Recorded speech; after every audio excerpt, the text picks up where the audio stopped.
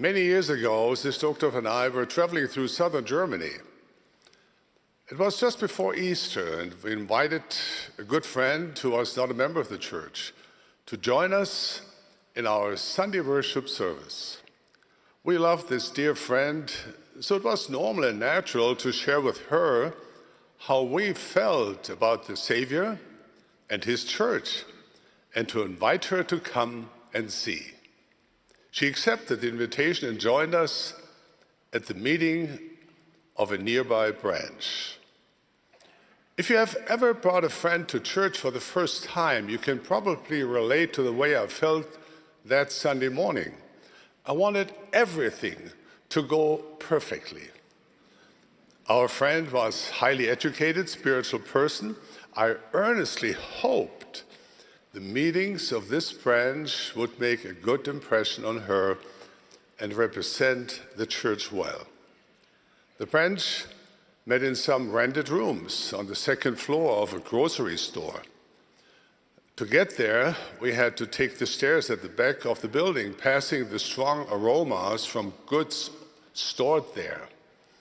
As the second meeting began, I thought about my friend experiencing this for the first time, and I couldn't help but notice things that made me cringe a little. The singing, of course, was not like we heard it now or like the tabernacle choir, but restless, noisy children could be heard during the sacrament. The speakers did their best, but they were not skilled at public speaking. I sat uncomfortably through the meeting, hoping that maybe the Sunday school would be better. It wasn't. All morning, I worried about what our friend must think of this church we had taken her to. Afterwards, as we drove home, I turned to talk to our friend. I wanted to explain that this was just one small branch and it didn't really represent the church as a whole. But before I could say a word, she spoke up. "That was beautiful," she said. I was speechless. She continued, "I'm so impressed with how people treat each other in your church. They all seem to come from different backgrounds, and yet it's clear that they genuinely love each other. This is what I imagine Christ wanted his church to be like." Well, I quickly repented of my judgmental attitude. I had wanted picture-perfect meetings to impress my friend.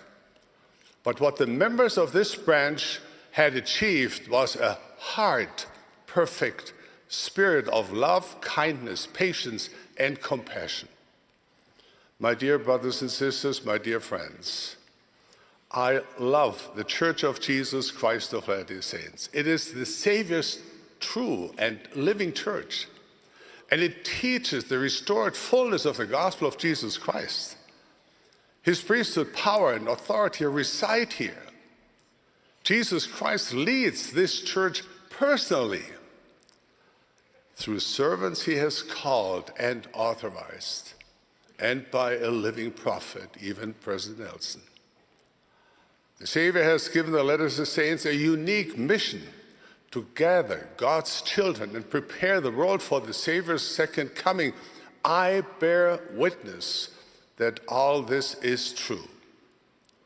But it's important to remember that when most people experience the Church of Jesus Christ for the first time, they aren't thinking about priesthood authority or ordinances or the gathering of Israel.